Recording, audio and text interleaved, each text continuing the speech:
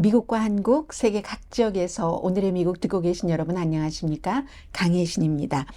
이 시간에는 미국의 저널리즘은 멸종으로 향하는가? 이런 제목의 기사를 오늘 미국의 저널리스트들이 가장 많이 보기도 했습니다. 잡지 애틀란틱의 기사인데요. 어떻게 그 미국의 최근에 뭐 며칠 사이에 한 일주일 사이에 좀 전에도 월스트리트 저널도 뭐 몇 명을 해고한다 이런 발표를 했는데 이 정도로 감원 해고 하다 보면 멸종되는 게 아닌가. 그 제목 자체가 그렇습니다.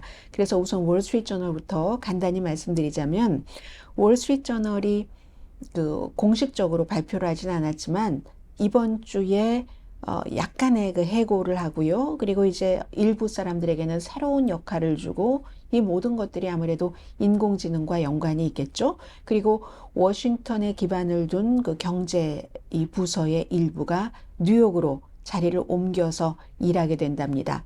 그리고 이제 만약에 그 본인이 일하고 있던 것에 그 일자리가 없어진다면 새로운 직책에 다시 지원할 수도 있도록 이렇게 해준다는 건데 미국에 과연 지금 제가 신문을 중심으로 말씀을 드리겠는데요. 신문이 어느 정도나 있는가 하면은 이 2000년대 그 직전에는 뭐 10,000개가 훨씬 넘었습니다. 그러다가 2005년도에는 신문이 한 9,000개였는데 지금은 6,000개 정도 됩니다.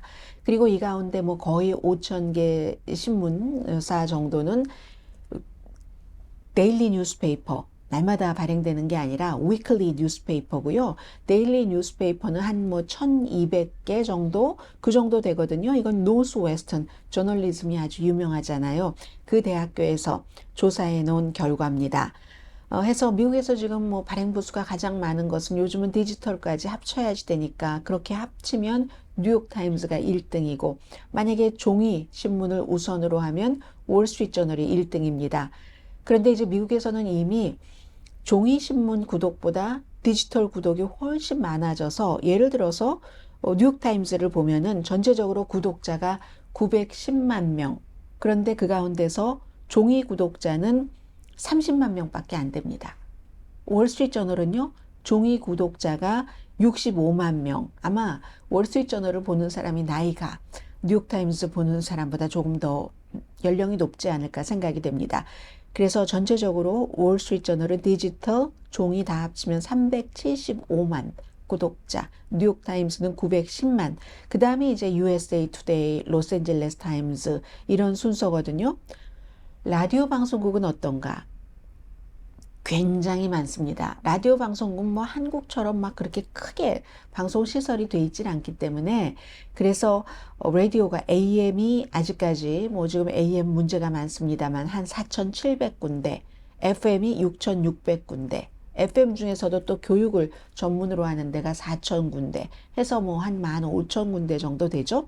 텔레비전은 한 1,753개 정도. 이게 이제 미국의 전반적인 저널리즘 그림인데 잡지 애틀랜틱이 미국 저널리즘 멸종으로 향하는가 이런 제목의 기사 지난 몇십 년 동안 미국 뉴스 업계가 쇠퇴했던 것 사실입니다. 그런데 최근에 대규모 해고는 정말로 특별하게 불길하다 이렇게 지적을 합니다. 지난주 화요일 몇 시간 동안 정말 전체 뉴스 업계는 깜짝 놀라졌습니다. 한꺼번에 막 무너지는 것처럼 뭐 시사주간지 타임에서 해고가 있었고 내셔널 지오그래픽 또 그랬고 그리고는 이제 로스앤젤레스 타임즈가 뉴스그룹의 20%가 조금 넘는 115명을 해고한다고 발표를 했잖아요. 로스앤젤레스 타임즈는 뭐 저는 개인적으로는 로스앤젤레스 타임즈를 크게 좋아했었던 적이 한 번도 없지만 그렇지만 이쪽 서부 지역에서는 정말로 여러 가지 역사를 만들어낸 그런 신문이죠. 미국 미디어의 서부의 기둥이었습니다. 그러다가 이제는 이 로스앤젤레스 타임스가 뭐 미국 신문의 유령화? 이렇게 표현하는 사람들이 있거든요. 점점 능력이 후져지고 자꾸 해고하고 하니까 후져질 수밖에 없고 해고하는 측에서는 수입이 없으니까 해고를 할 수밖에 없고 정말 자랑스러웠던 그런 신문사가 바이오텍의 억만장자 페이트릭 순시용 씨가 거의 막 힘든데 2018년도에 인수를 해서 지금까지 한 10억 달러를 손해봤답니다. 투자를.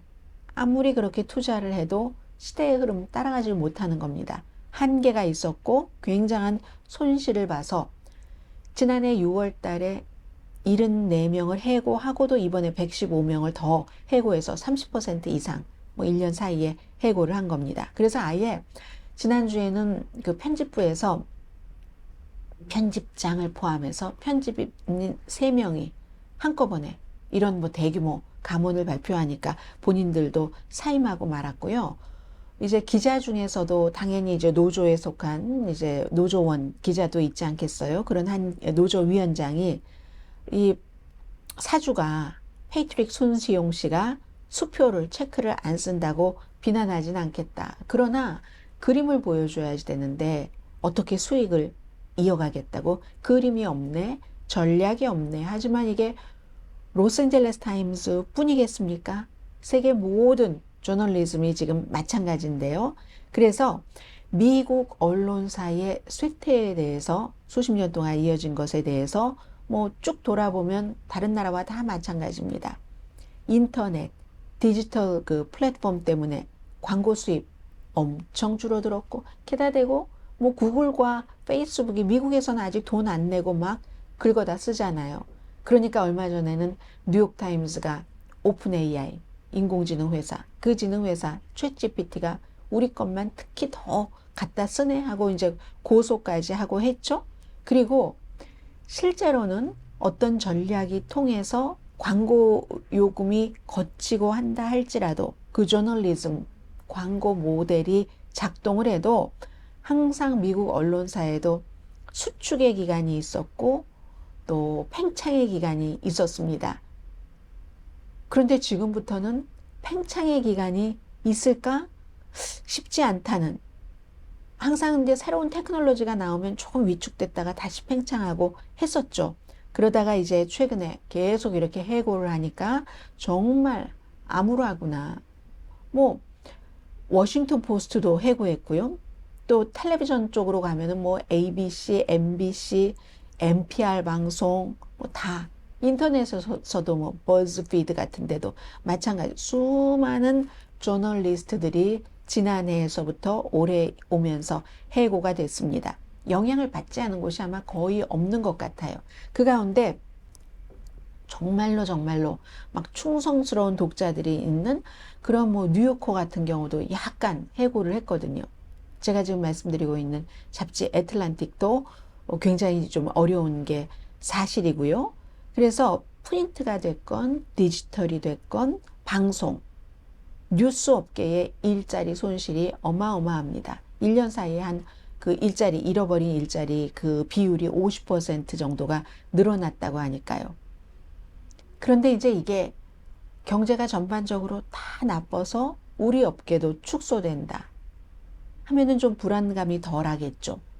그런데 지금 미국 경제 수치상으로 괜찮죠? 고용도 괜찮습니다. 더군다나 이 저널리즘, 뉴스 매체는 대통령 선거가 있는 해죠. 그럴 때만 사람들이 뉴스에 대해서 관심이 엄청 많아져서 지금쯤이면 트래픽이 크게 늘어나야지 되는데 아직은 트래픽이 늘어나지 않고 올해는 어쩌면 트래픽이 엄청나게 늘어나는 일이 일어나지 않을 수도 있다고 애틀란틱은 보도를 하고 있습니다. 2023년도에 지난해에 뭐 신문 매체뿐만이 아니라 케이블 방송국도 내내 뭐 시청률이 하락했었잖아요. 뭐 한 20년 동안 이 저널리즘이 조금 뭉개진다 했으니까 특별한 얘기는 아니지만 더 나빠진다. 더 나빠지고 있다는 겁니다. 2020년도에 대통령 선거가 있었죠. 트럼프가 떨어졌습니다. 그 뒤에 무슨 뭐 페이스북도 사용자가 줄어들었고 뭐 뉴스 매체 다 마찬가지였는데 그렇게 트래픽이 줄어들면 수입이 줄어드는 거고 2024년 올해의 사이클 아직 확 늘어날 거야. 이제 선거가 뭐 본격적인 선거 캠페인이 시작되면 그런데 여기에 대해서 확신을 하는 사람이 그다지 많지 않은 것 같습니다. 오히려 뉴스에 대한 피로감 때문에 사람들이 뭐 도망갈 수도 있다. 이런 전망을 내놓는 사람이 있습니다. 그런데요, 지난 20년 동안 미국의 저널리즘, 뉴스 업계에서 쇠퇴하거나 없어지고 사망해버린 그런 곳은 로컬이거든요. 거의가 로컬이었습니다. 신문도 로컬이었고, 작은 그리고 그것도 일간신문이라기보다는 주간신문 이렇게 많았는데 그 이유가 왜 그러냐면 일간신문들은 줄일 부분이 있었던 겁니다. 비용 절감. 그래서 비용 절감을 해서 간신히 살아남았고 주간 매체들이야 워낙에 좀 작은 그런 그 단위로 운영을 했기 때문에 그냥 여차하면 문을 닫을 수밖에 없었던 겁니다. 뭐 예를 들면요. 로키 마운틴 뉴스, 덴버 포스트, 덴버 지역에서 이제 큰 두 개 신문은 2009년도에 로키 마운틴 뉴스가 완전히 그냥 파산하기 전까지 600명의 직원이 있었거든요. 저널리스트들이 600명이 있었는데 지금은 그 로키 마운틴 뉴스 파산했고 덴버 포스트 막 이 헤지펀드 회사들이 미국은 신문사 사주인 경우가 많거든요. 모회사인 경우가. 그래서 이제 여기도 그런 글로벌 그 캐피털 그런 회사에서 소유를 하고 있는데 양파 까듯이 또 줄이고 또 까고 또 까고 또 까고 해서 전에 두 개 신문 600명이 있었던 게 지금은 59명의 저널리스트로 운영을 합니다. 그러면 그 덴버 지역이 인구가 한 300만 명 정도 되는데 300만 명 정도 되는 곳의 뉴스를 신문으로서 59명이 커버를 한다는 얘기가 됩니다. 굉장히 부족한 거죠. 그리고는 이렇게 또 악순환이잖아요. 로컬 저널리스트들이 숫자가 줄어들고 하면 정부도 로컬 정부도 있죠. 연방 정부도 있지만 우습게 보고 뭔가 좀 가짜도 막 얘기해보고 진정성, 진실성이 떨어지고 그렇게 되는 겁니다. 기업의 불법 행위도 손이 없어요. 미쳐다 조사를 할. 탐사, 보도 이런 거를 할. 그래서 이제 그런 투명성도 낮아지고 시민들은 투표할 기회가 줄어듭니다. 정보도 적고 정치에 관한 정보를 적게 받고 공직에 출마할 가능성도 줄어들죠. 그러나 모든 시민이 다 그런 건 아닙니다.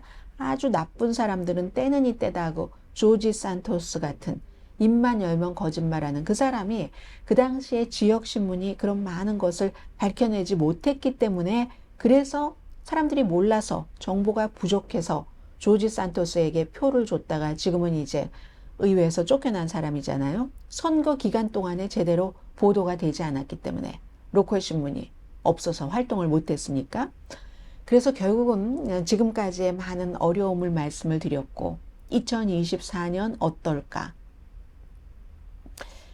우울하다는 얘기를 합니다. 지난해와 마찬가지로 아주 그리고 불길한 트렌드가 이어지고 있잖아요. 광고 예산 별로고 인플레이션 뭐 많이 잡히기는 했지만 그래도 사람들이 걱정하니까 여기다 신문까지 구독을 해야지 돼?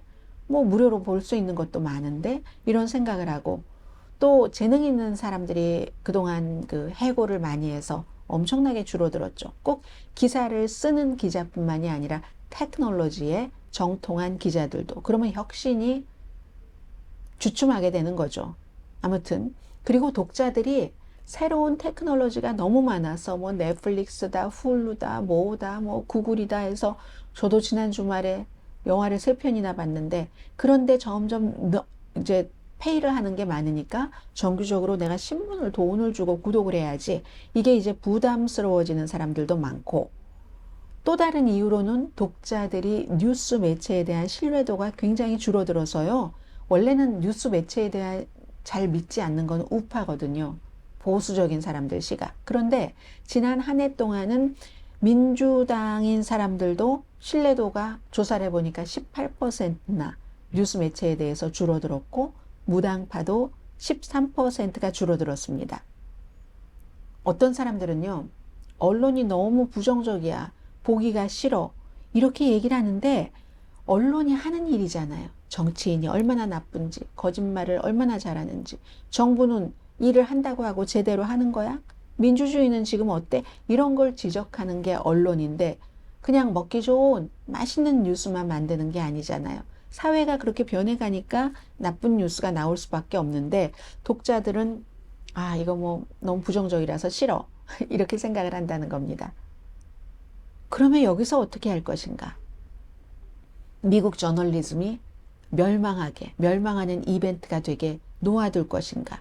그걸 막기 위해서 노력을 계속 하기는 했었죠. 그래서 뭐 예를 들어 메가더 재단이라든가 메가더 재단이 그 아래도 재단이 많거든요. 한 5억 달러 정도를 뭐 이런 데에 뭐 메가더 재단이 20개 이상의 재단을 이끌고 있습니다. 그래서 이제 막 뭐 뭔가 이제 돈도 주고 뭐 저널리즘 공부하는 학생들에게 뭐 장학금도 주고 뭐 이런 일. 그런데 그것만 가지고는 안 된다는 지적을 합니다. 정부가 직접 개입해야지 된다는 주장이거든요. 언론사가 만약에 기자를 고용을 하면 정부가 세금 공제 혜택을 주고 정부도 공익 광고를 언론사에 광고비 많이 내고 하시라 이런 겁니다. 그리고 더 중요한 것은 구글이라든가 페이스북이 각 언론사의 기사들을 아직까지 미국에서는 돈 안 내고 긁어다 쓰고 하거든요. 그런 것들을 사용료를 내도록 해야지 된다. 2021년도에 호주가 이 같은 법을 제정을 해서 1년에 1억 4천만 달러 페이먼트를 거뒀답니다. 물론 구글과 페이스북의 모 회사가 지난 한 해 동안 벌어들인 돈은 4,280억 달러니까 거기에 비하면 조족지열입니다. 그런데도 이제 그런 법이 호주에만 있는 게 아니라 캐나다에도 있고 영국, 뉴질랜드, 뭐 사우스아프리카 같은 나라, 브라질, 스위스에도 있고요. 그리고 아마 주정부 차원에서는 캘리포니아주가 올해에 그 같은 법을 제정할 가능성이 있습니다. 그리고 연방에서도 지금 이제 의원들이 연방 상원 의원 2명이 발의를 해놨거든요. 그 민주당과 공화당 의원 2사람이 발의를 해놨는데 그런데 테크놀로지 업계에서 이걸 너무너무 싫어하죠. 예를 들어서 페이스북도요. 캐나다에서 돈 내야지 된다 하니까 캐나다에서 뉴스를 안 다룹니다. 뉴스 피드를 없애버렸다. 뭐 이런 얘기요. 그래서 상원에서 법이 마련됐다 할지라도 그게 금방 통과할 것 같지는 않습니다. 지금 통과시켜야지 되는 법들이 너무너무 많이 있잖아요. 뭐 로스앤젤레스 타임스 같은 경우도 이런 법이 좀 통과가 돼서 언론사가 도움을 받았으면 좋겠다고 굉장히 바라는 그런 신문이겠죠. 그래서 지금 이 애틀란틱의 그 기사를 쓴 기자가 뭐라고 얘기를 하냐면 이 언론사, 저널리스트라는 사람들이 민주주의를 지키는데 그런데 아주 그 중대한 역할을 하는 거잖아요. 그럼 그런 중대한 역할을 하는 것을 보존을 해줘야지 된다. 연방정부가 꾸준히 20년 동안 쇠퇴했던 이 산업에 이제 와서 자유시장 경제 이런 걸 적용을 해서 그래도 살아남는 데는 살아남잖아요. 여러분도 뉴욕타임스처럼 살아남아 보세요. 이렇게만 해서는 다 죽는다는 겁니다. 자유시장 그 체제 이걸 기대하는 것은 너무 어리석기 때문에 민주주의를 잘 이끌어 나가서 아주 좋고 행복한 그런 의미 있는 나라를 만드는데 언론이 필수다라고 생각을 한다면 그러면 민주적으로 정부가 뭐 뭐든지 다 도울 수 있는 것, 광고도 하고 도와주기도 하고 그리고 테크놀로지 업계에 어떤 법을 만들면 이 모든 것들을 해야지만 저널리즘이 유지가 된다 하는 그런 기사입니다. 그래서 앞으로도 한참 더 미국의 그 저널리스트들이 해고될 것 같고요. 이 기사는 13년 동안 워싱턴 포스트에서 일하다가 해고된 사람이 썼는데 그리고 그 사람이 이 기사를 쓰도록 취재하고 하는 데는 윌리엄 앤 플로라 휴렛 파운데이션이 돈 지원을 해서 이제 이분이 13년 동안 일하다가 파울 파리라는 이분이 쓴 기사입니다. 밝아 보이진 않습니다. 미국의 저널리즘 미래가. 자, 여기서 마치고요. 내일 아침 오늘의 미국 정규 방송 시간에 뵙겠습니다. 강혜신이었습니다.